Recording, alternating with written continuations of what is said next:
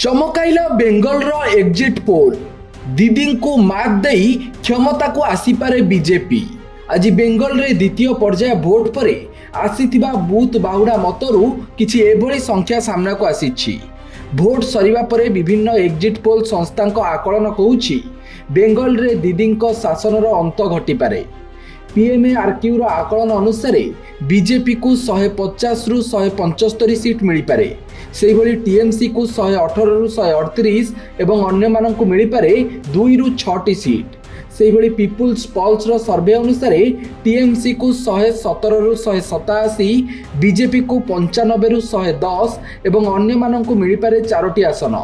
अन्यपटे मैट्रिज रो आकलन कहूछि टीएमसी 125 रु 140 आसन जीति पारे, बीजेपी 146 रु 161 एवं अन्यान्य दल 6 रु 10टी सीट हातेई पारंती। सेही भली चाणक्यर आकलन अनुसार टीएमसी 130 रु 140, बीजेपी 150 रु 160 एवं अन्यान्य दल 6 रु 10टी सीट हातेई पारंती। तेबे केवल पीपुल्स पल्स रो सर्वे रे टीएमसी मैजिक नंबर छुईथिबा बेले अन्य कोनोसी सर्वे रे टीएमसी को बहुमत मिली नाही। तेबे बेंगल रे मोट विधानसभा आसन 294 रहिथिबा बेले बहुमत पाइबाकू दरकार 148 आसन। तेबे एही एग्जिट पोल गुड़िक सबु बेले सत होई न थाए। 4 तारिख रे भोट गणति परे एही एग्जिट पोल गुड़िक केते एक्जाक्ट हेउछि ताहा देखिबाकू बाकी रहिला।